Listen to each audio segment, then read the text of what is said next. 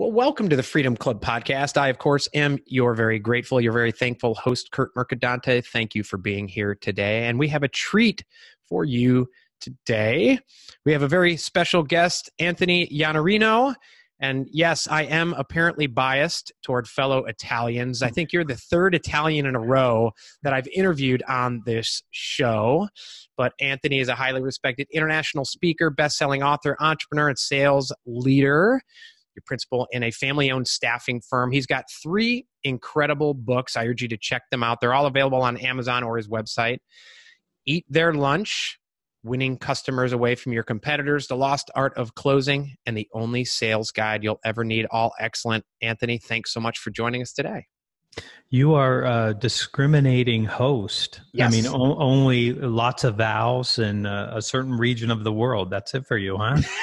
Exactly. Yeah, I had, let's see, yesterday I interviewed Mark Guberti. He's a 20-year-old digital marketing phenom. I had Joe Peachy on. I'm trying to think in the past, fellow paisans I've had on the show, but we'll have to get some Irish on here soon just to even it out. Well, thanks so much for joining us. And you read the books in reverse order. From most frequent to the past. And I liked it because The Only Sales Guide You'll Ever Need was the last book, that would be better. But when it's your first book and then you have a 3-book deal and you have to write 2 more sales books, you take a lot of heat from people when you're like, what about the only sales guide I was ever going to need? Well, that was just a book title. Yeah, right. We're being provocative trying to sell books. This is the Freedom Club podcast, and we talk a lot about freedom in all its forms. Some folks want to escape a 9-to-5 and become entrepreneurs. Some people have started their own business and are kind of stuck in a prison, either time-wise, productivity-wise. They don't have the freedom they thought they were going to have. And a lot of folks, what's keeping them back is a fear of sales. They don't know how to sell. They're not doing it. And I like to say, whether you believe it or not, or like it or not, every single one of us is in sales. I have 4 kids. I have to sell every single day, multiple times a day. So one question I'd like to start off asking is the word freedom. What does that mean to you? Everything. My number one overriding value. I mean, above all else. So that is the number one driver for everything that I do from top to bottom, which is why I was thrilled to be invited on the podcast, because that is a subject we don't talk enough about. And there's lots of ways to talk about it. I mean, you could call it awakening, you can call it liberation, you can call it freedom. But the fact that you were given this life, I mean, not of your own volition, you were thrust upon the earth against your will. Like you might have been happier somewhere else, but here you are. And nature decided you have to find a way to take care of yourself. You have to. So you were born with a certain amount of freedom. And with that certain amount of freedom comes a certain sense of responsibility. And I know now that you have 4 children, and I want to make sure you understand how that keeps happening to you, because you might be engaged in a process where you end up with many more if you don't get control of the understanding of how this keeps happening. But it does. I just Googled it and figured it out, and I was like, oh my gosh, that's how that's been happening. Now you know. So your freedom has been declining over time because you have the responsibility for other people. And the thing about freedom is it's sort of the Spider-Man thing. Like you have great freedom, but with it you have great responsibility. And there can't be a scarier or more empowering thought than that. Like you're completely free. But you don't know you're free because you have that job. And you don't know you're free because you have those responsibilities. And you don't know you're free because the world has been infecting you with this belief that you have to conform to what was here when you got here. And those beliefs, and this is the science of memetics, which if you're not aware of memetics, it's worth studying. It's how you get infected by the culture and by the things that your parents wanted from you, and these things that stick to you. And they become your beliefs, even though they're not yours. You weren't born a Democrat or a Republican. You were infected with those ideas. You weren't born a Catholic. You might have been born Jewish, though. You could do that because that is a racial category, but you weren't born Protestant. You had these things imposed on you. You're supposed to go to college. You're supposed to get a good job. You're supposed to work for a good company. None of those things are necessarily true. And as soon as you sort of get uncluttered and you decide, wait a second, most of the beliefs I have aren't even mine. Right. So what is it that I believe? What is it that I want for me? And then you can start pursuing freedom. But you do have to also deal with the responsibility. And you brought me on here because of sales, but selling is part of the responsibility for most of us who seek freedom. Yeah, and I love that you went that route. I have my own shirts made, fight conformity, because I think two of the greatest threats to humanity are apathy and conformity. Mm-hmm. Thinking, or, I talked a lot recently with someone about, on someone else's podcast, about the Socratic method and asking questions. And that's how we truly learn. And we got to talking about fake news and the whole fake news debate.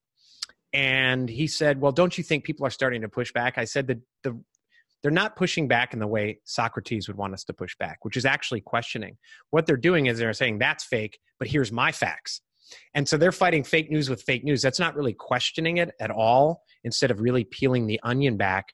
And you talk about responsibility.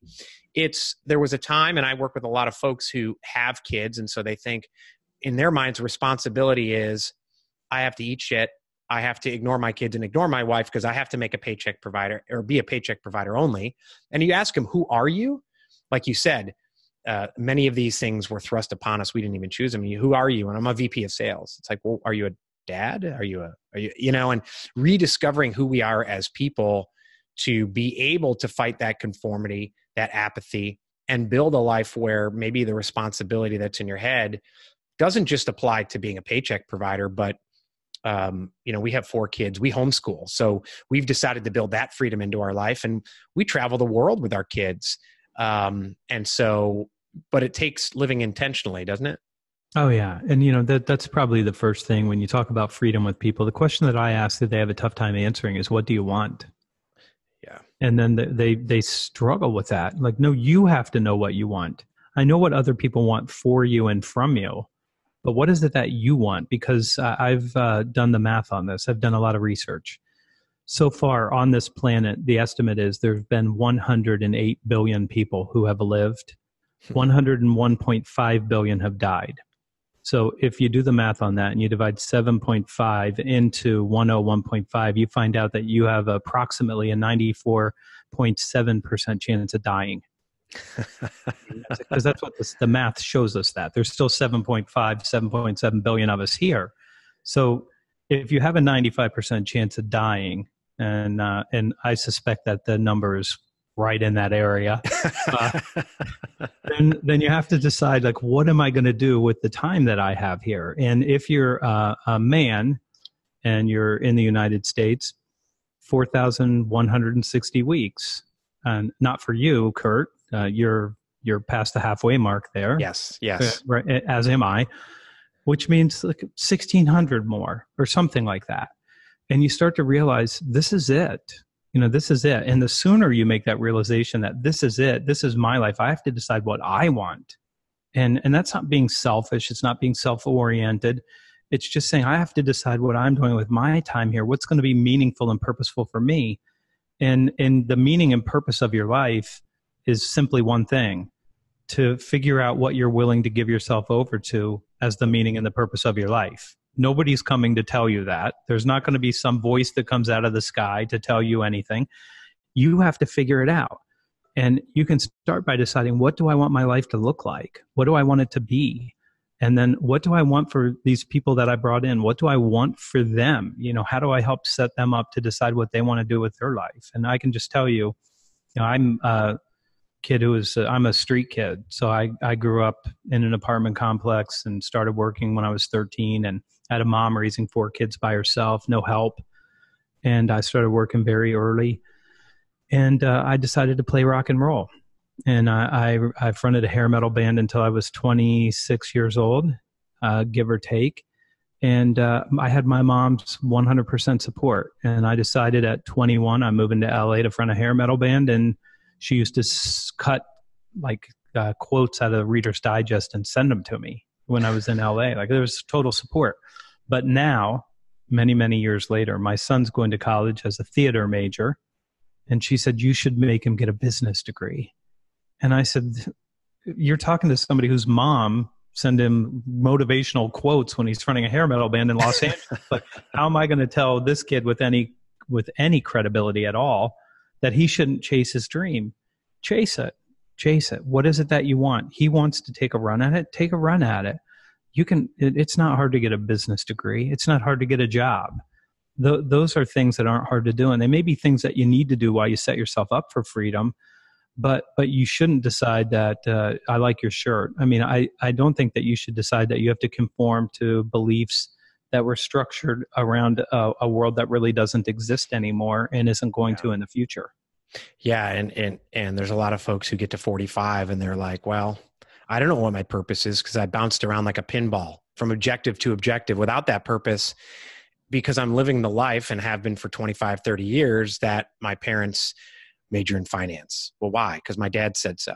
And you get to 45 and you're like, what the hell am I doing? 42 for me. 42. Got it. What, in The Only Sales Guide You'll Ever Need, there's a lot about mindset. You talk about gratitude in there. And I think it goes to the heart of cultivating an abundance mindset or a scarcity mindset. And there's a lot of people in all of our lives, I call them scarcity pimps. Maybe they're friends, maybe they're family who you go on a trip, you travel the world, oh, must be nice. They're also the people who bastardize the term gratitude. And they use the word gratitude as guilt and stagnation, right? Well, you should just be happy for what you have. You paid for that college degree. Why would you want to go do something else? And so I always urge people when they wake up in the morning, ask yourself, what's awesome about today? That's the gratitude. But then the second question is, what will make today even more awesome? So you pair a sense of forward-looking purpose. And you talk a lot about that in the book. The bulk and the biggest theme, I think, at least I took away, was mindset, having that sense of gratitude. But you talk about abundance and the fact that the world is actually getting better, despite we think violence is on the increase, poverty is increasing, and the fact they've all radically fell over the last 50 years. I have a different view on gratitude, and it didn't make it into the book, but I have a very different view. So I'm grateful for things that you would not be grateful for. And so that this is the mindset shift. And I practice meditation and I study with two Zen masters. So I'm a non-duality guy, but I will tell you, in the time that I've spent working on thinking about what gratitude really is, I'm grateful for all the bad things that happen to me. So I'm grateful for the things that are bad. And if you are really, truly grateful, then you're going to look at things through a very, very different lens. I'm not talking about when you do the pretend grateful, because when you have your gratitude journal and you sit down, you're like, my wife, my kids, my dog, you go through that list. Like the 8th day of that, you're like, oh, am I really grateful? Or am I just going through the motions of pretending, right? But the truth of the matter is, my dad left when I was 7 years old. I was very unhappy about that when I was 12 and 13 years old. And I recognize a lot of the things that I did were because I lacked, like if your dad doesn't love you, then there's something wrong with you. So you have a significance challenge. And then if you're not significant, then what should you do? You should grow. You should become something so that you could get that love that you didn't get when you were a kid. So, and I'm totally transparent, and best thing that ever happened to me. Best thing that ever happened to me. It wasn't the best thing that ever happened to him. And I love him. We're friends and I talk to him all the time, but, I was on my own, and I would not be the person I was if I didn't have to figure out how to live in the adult world by myself when I was 13. My mom was busy raising kids and working from 6 till 10. I'm so grateful for that experience. And people, when I tell stories like this, I had my friend Jeb Blunt who said, my childhood was so much different and so much better than yours. And I'm like, don't kid yourself. Your childhood was nowhere near as good as mine. I'm a feral cat. Like you guys were indoor cats. You had parents at home. You had to be in. Like I was out. Like I was free, and that freedom stuck. So I'm grateful for that. I lost a piece of my brain. I have a scar on the side of my head from losing a piece of my brain when I had an arterial venous malformation. Wow. The fact that I got clarity about my time on this planet and what relationships mean, there couldn't have been a greater outcome for me. I mean, there couldn't have been. It's not possible. And you hear things like that. You're like, that must have been terrible. It wasn't, because that's not the frame that I use to look at that. And you have to decide that the gratitude is, there's something in everything. There's something in everything. Like, you didn't like it right now, but later on, how do you get immunized? How do you get immunized? If you don't want to get the measles, what do? They give you the measles. They give you the measles, right? Okay, but now you're immunized. And so every experience like that, the world is nothing but abundance. I think that the global economy right now is something like $282 trillion. Okay, that money is not distributed equally. I promise you that. It would be very nice if it was. We would have zero things to talk about here today. The truth of the matter is that there's abundance for deals. There's abundance of options. There's just more abundance than there's ever been in the history of the known universe. And you can find your freedom. You start by being grateful and recognizing that. I love that. The Stephen Colbert recently, he did I think last week with Anderson Cooper. And they talked about, Stephen lost his father in a plane accident. Actually, he was living here in Charleston, South Carolina. I met his sister. She ran for Congress. And he talked about gratitude in terms of, if you're going to be grateful for life and for living, you can't just be grateful for some of it. Right. So he had to learn to be grateful for the good as well as the bad. And so I just watched that and it, there's a lot of videos on Twitter, and I sat there and watched all 5 minutes of it because it was and definitely common themes with what you're talking about. And it's so easy to, you talk about in terms of sales and getting in that mindset, getting in a gratitude mindset, to get down. And whether it's, people getting obsessed with every single thing President Trump says, or the people who got obsessed with every single thing President Obama said, to the point where they're almost paralyzed and debilitated. They can't go on. They're angry. They're upset. I recently had to just pull away from Facebook for business and just, I'm using third-party apps so I don't have to go on the page because it just, and I'm a mindset guy, but, I'm also a boxer. You take enough punches, you can take a punch, but you take 20 in a row and it's just like, well, that kind of sucks, right? But again, the amount of good that's happening and there is inequality. There are some people who focus on inequality to the point where they don't do anything about it. And they don't realize that everyone is actually getting richer over the last 50 years. And me hating the fact that you have a Mercedes and I don't, doesn't make me any richer. I could take away your Mercedes, doesn't help. So I love that you talk about that. And when you also talk about outcomes and owning your outcomes, and that's another reason I love speaking to sales trainers and salespeople on this program, because there really is kind of no A for effort. And, there's a lot of folks but I'm working so hard. I get in at 5:30 and I leave it. And I do a productivity accelerator, and someone on it said, well, I'm mad at myself because I've been too lazy. And I said, well, I could actually make the case that a lazy person is more likely to be productive than someone who's type A, because they're going to find the shortest, simplest, straightest route to their outcomes. But a lot of people haven't even identified what those outcomes are. And so I love that you talk about outcomes in the book. Outcomes is, first off, my trouble that I have with other human beings just starts with outcomes. I mean, because they'll say something like, well, I want to do this. And I'm like, well, what's the outcome that you want? Well, I want to do this. No, that's what you want to do. What do you want to have happen because you do that? And they don't think from the outcome backwards. But if you start with the outcome and you go backwards, it's just a far easier way to do this. And most people, again, haven't decided what they want, so they don't know the outcome. And they're subject to what I call the drift, and with a capital D, because it's a powerful force. Like, if you don't decide what outcomes you want, and you don't decide what freedom means for you and what that means, like I work more hours than most people, That's my freedom, though, because it's what I love to do. So I'm doing something that I'm just passionately in love with, which is great.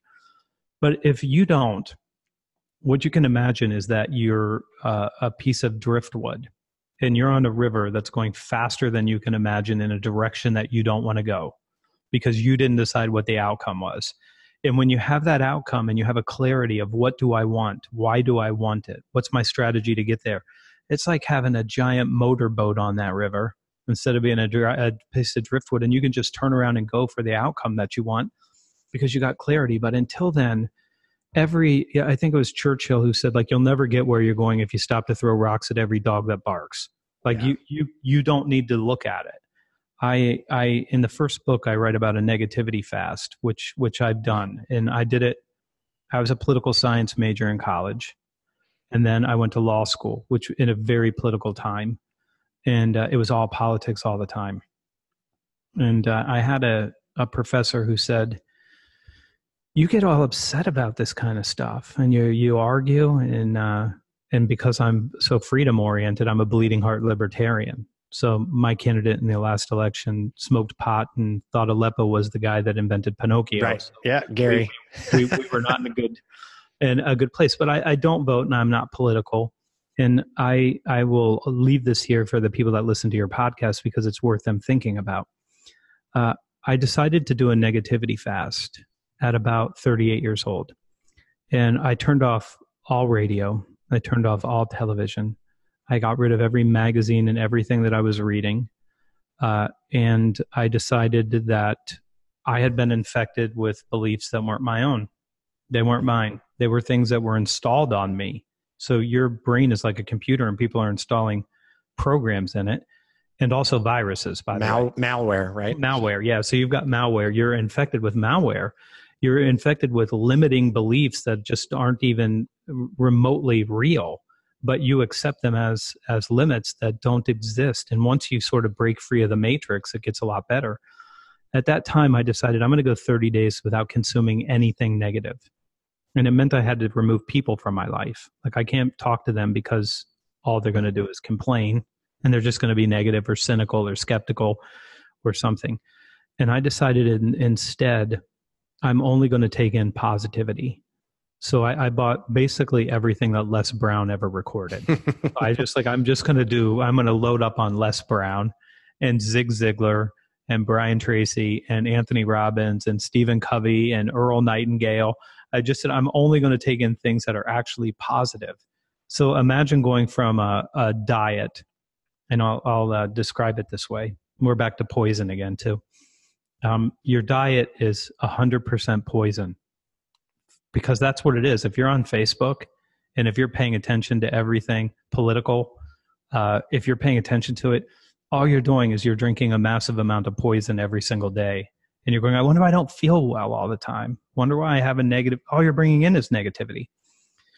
Take in only positivity for 30 days. I did it for 30. At the end of 30, I thought, that was way too good. I'm going to do it again. And I did 60 days. At the end of 60 days, I thought, I'm going to do this one more time. I'm going to do it one more time. I'm going to go for another 30 days. And I paid attention to nothing. And you know what? Nothing happened. The world was still the same mess as it is right now. It didn't even worry that I wasn't paying attention to it. It continued on its way. But my life got infinitely better. And after that point, I'm able to walk by a TV and not be triggered by anything, because I have no power over that. And what I will tell you is the people that spend their time focused on Trump or Obama or the Chinese or whatever it is, like whatever their thing is that they pay attention to and they are going to go on Facebook and complain about, you're doing that because you're not taking responsibility and control of the one thing that you have the ability to control and influence, and that's you. And so it's much easier to complain about all these things that are out there when the only thing that you can do anything about is you. And as soon as you start to say, look, I ain't got time for Trump. I ain't got time for the man. I mean, unless he wants to work a deal with me on my calendar. Like, so he's not on my calendar. He's on your calendar because you get up and look at it every day so you can find something to complain about. It's not even interesting to me. It's not interesting because I have better things to do with my time. I'm going to improve my life, and I'm going to improve the lives of the people that I'm here to serve. And I don't have time to waste on things that I can't do anything about. Yeah, and a lot of, especially with social media, a lot of people choose virtue signaling over actual action. Sure. Right. I was in politics for 25 years. I'm sorry. Yeah, and I became addicted to it. Yeah. And I had an agency for 13 years, did very well. We did a lot of work in public policy, and I was infected, and I had enough. I shut it down at peak revenue.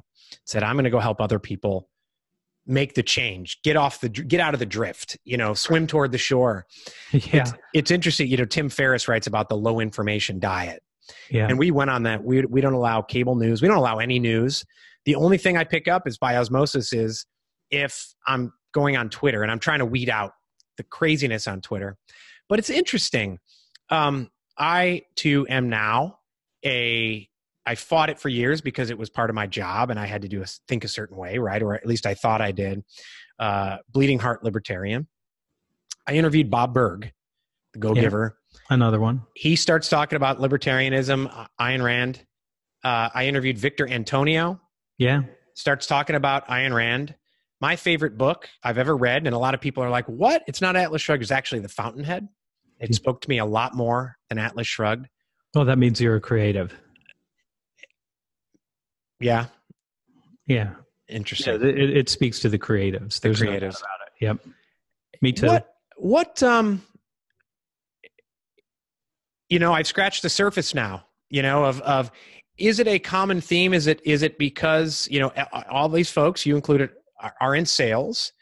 Is it just the very capitalistic nature of we're going to trade value for value, and that's what a free market is, and we don't care about everything swirling around us? Is that where the common theme comes in on this? I was a libertarian from a very, very young age. So I didn't get to Atlas Shrugged or something like that until late into my 20s. I mean, I had seen it, but it just looked like a book that didn't look like a good book to read. It didn't look like it was going to be fun when I would see this black book. And it's not short either. It's definitely not short. And if you want a criticism about Ayn Rand, that book could have been 400 pages shorter. It takes a long time to tell a story. And The Fountainhead for me was a better book too. By the way, I mean, you go a long way to get to the John Galt speech. You go a long way. And if you want to just jump and just read the John Galt speech, that works too. You can just read it and go, I got it. That's it. It was a long way to get you there. I think some of us are just born or we have circumstances in our lives at an early age where we're just wired for freedom. And so those kinds of ideas resonate with us automatically. And I don't know that it's sales related. I do think that there is a certain business community that has read that work and understand that you need the freedom to do this thing. And the more you're constrained and the more that things end up being what we would now call crony capitalism, where there's too much influence that's not the purity of the market, because we don't have a market. We have a market that's got a lot of forces that isn't just the free exchange of value between two parties, which selling really is, the free exchange of value between two parties. You're under no obligation to buy from me, and I'm under no obligation to sell you anything. So we're completely free. We either find a way that says it makes sense for us or we don't, or we part ways and we find something else, which makes perfect sense to me as the way things should work. Very pure, very pure. Yeah, it's not, but I'm over the politics part of it. So I'm immune, and I sound like you and I had a similar experience. At some point, you're like, it's just not a good use of your mind, right? To be consumed with it. Absolutely. And it's funny, when I was in politics, people said, oh, you stop talking about politics. And now that I'm out, they can't believe I don't pay attention. It's like, I still know what's going on in the world because I'm at the treadmill and I see the news on and I just have to laugh about something, and I want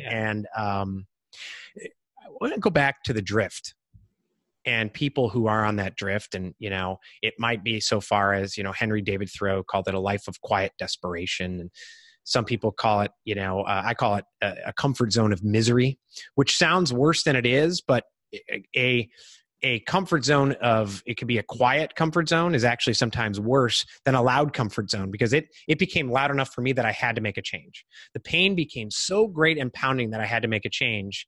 And so that drift can be more dangerous than a tidal wave, because you're going. And you look up and you're 700 miles from where you thought you were. Exactly. Right. Yeah. So in the middle of that drift, in The Lost Art of Closing, you break it down, and offline we were talking about you might have named the book something else, and it's about, there are 10 commitments, and along the sales process there are various commitments that you obtain in order to close down the line. Speaking about the drift, and as someone who has coached and had to try to pull people out of the lake while they're drifting along, one of them is a commitment to change.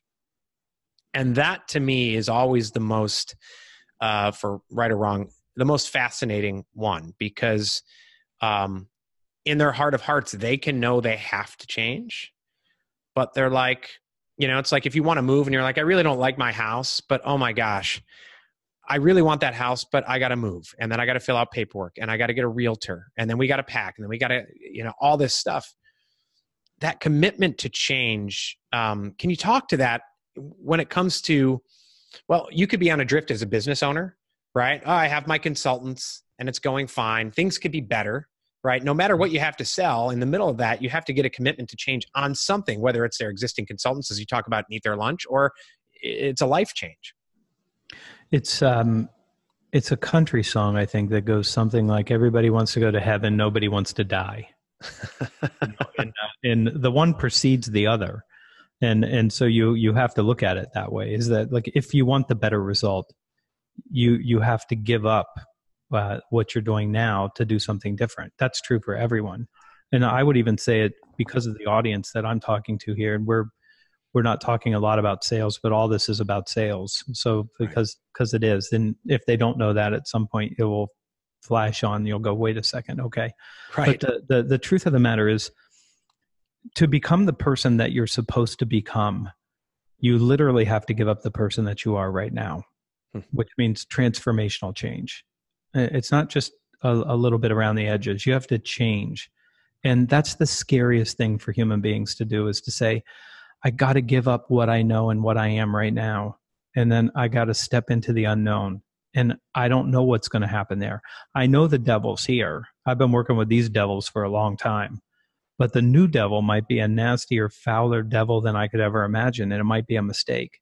And it's very hard for people to go through that. And when you think about the way that I laid out the Law Starter Closing, is just my view of how to help people change, which is what I've done for my whole life with mostly businesses, but also individuals. You start with the commitment for time, and you have a commitment to say, let's just explore. Let's stay in a safe space. I'm not asking you to buy anything. I'm not asking you to change anything. Let's just explore what's possible. What might be the right thing to do? How do we get to the better future state? How do we define that? What's the vision for that? And people are very happy to do that one. And then you say, okay, Curt, I got a great vision. I understand where you want to go. This is the change we need to make. And then you're like, oh man, that's going to be hard. I didn't want to get there. But then you say, listen, we don't have to do it now, but let's just collaborate. Let's just collaborate on what are some of the things that you might do. People feel better when they're in that part of the conversation. And you may have to work on them for a little while to get them to go, yep, it's time for me to change. It may take time. It may take a lot of conversation. In the book, there's 10 commitments. The 9th one is when you ask for business. The 10th one is when you execute.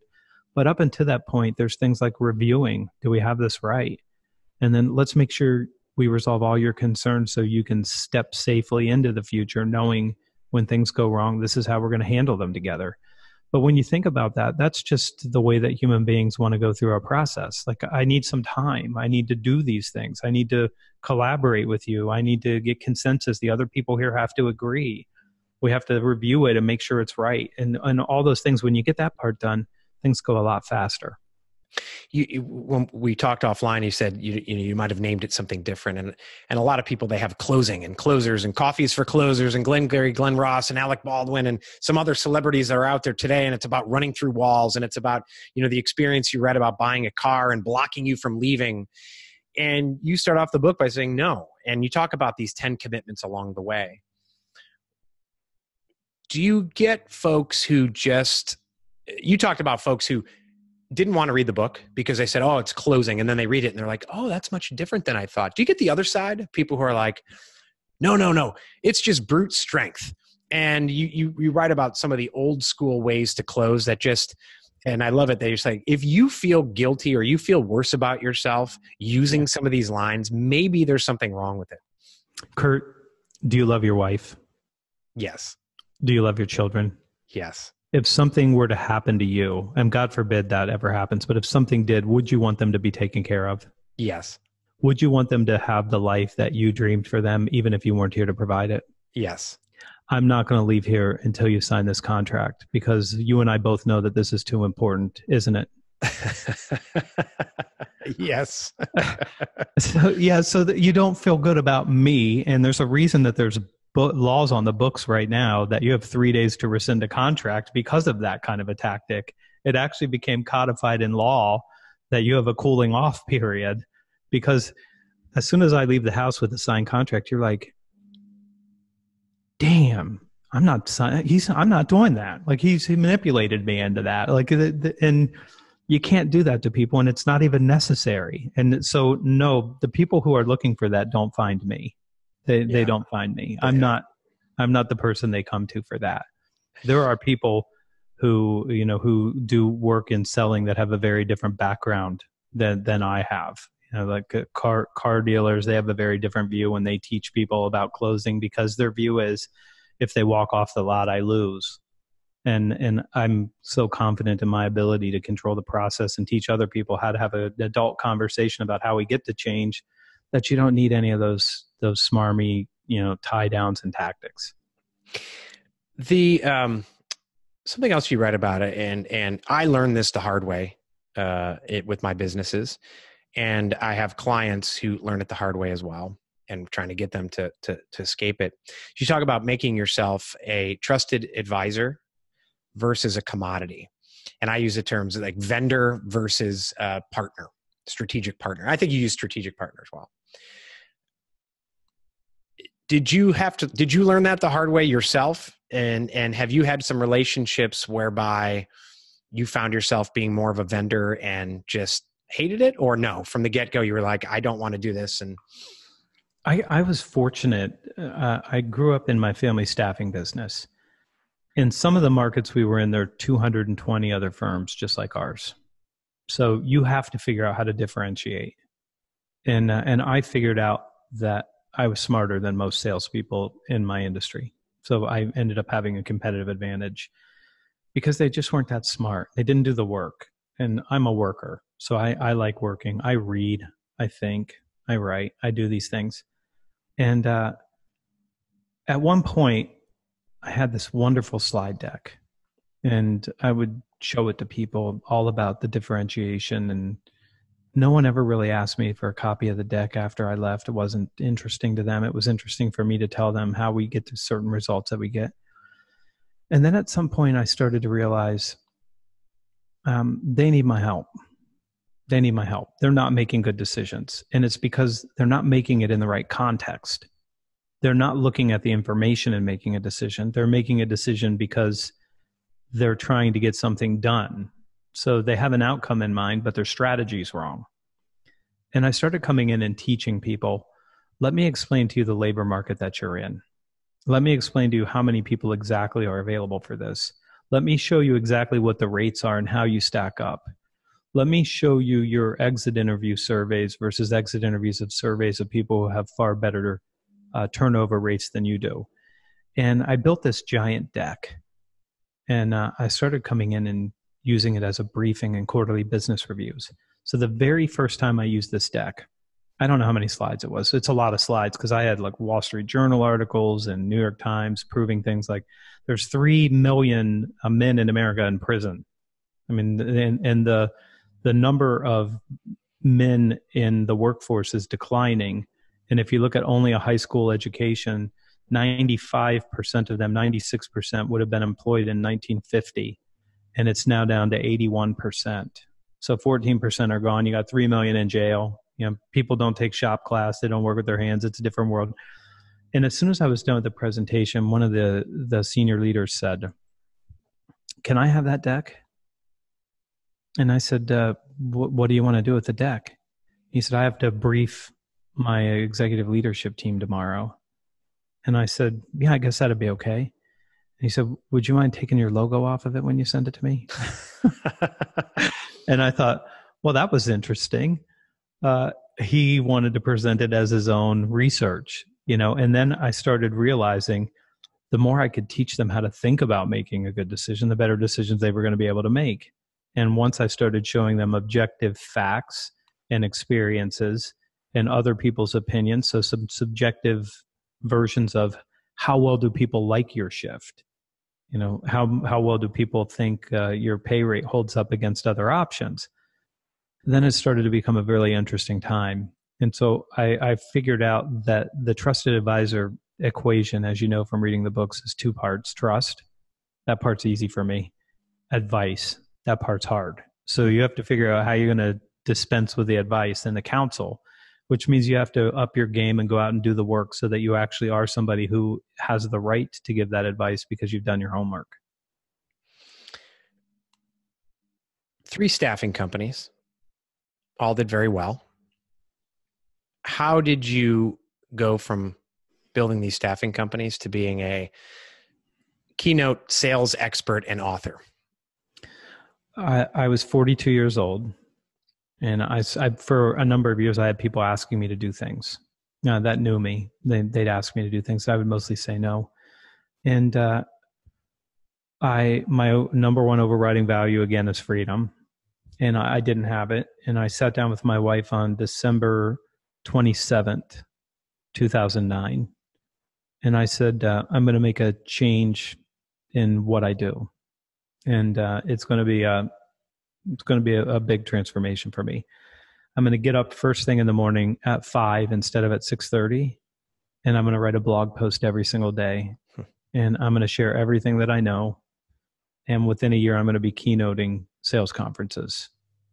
And I said, I'm just going to change how our house operates. It's going to change a lot of what I do, and it'll mean travel and some other things. And she said, I really have no idea what you're talking about. I love you, and I know that you're going to do good. So that was it. And then 10 months later, I got the first call asking me to show up and keynote at an event.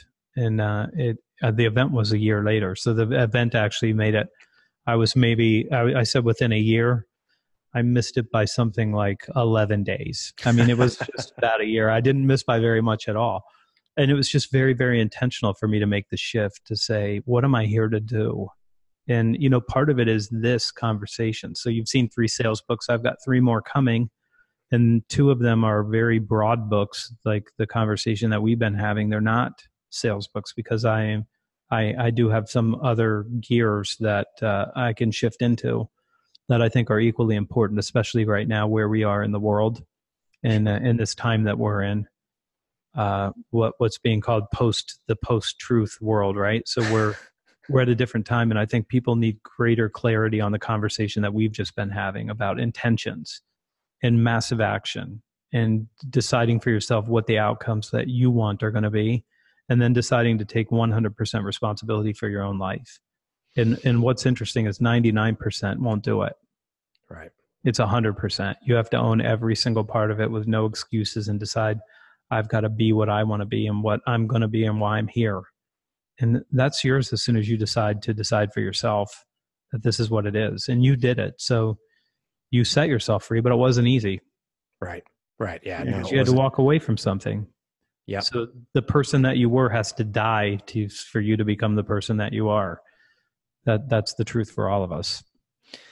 Well, I can't wait to read those books, and we'll have you back on the show if you're willing and up for it. And as you mentioned, we spent the last, 45 minutes or so talking about someone just joined in the middle. They wouldn't know we're talking about sales. We talked about things broader than sales, but they absolutely had everything to do with sales and certainly freedom. So thank you for making that shift for all of us who learn from the blog, from your books, from everything you do. And thanks for coming on the show. Thanks for having me. Happy to come back whenever you'll let me. Excellent. Wonderful. Well, we'll get some Irish in there in the middle so they don't think we're just an Italian only show. I think you're going to have to even broaden it further. I mean, Italian and Irish together, you pick people with fiery personalities. Maybe we put in, I don't know, like put a German in there. There you go. There you go. Find a more conformist disposition. Well, we had JT McCormick I don't know if you know JT. He had Scribe Media. He grew up in Dayton, and his book starts, I grew up the son of a black pimp, drug-dealing father, and a white mother. So we are diverse here on the Freedom Club podcast. But that's good.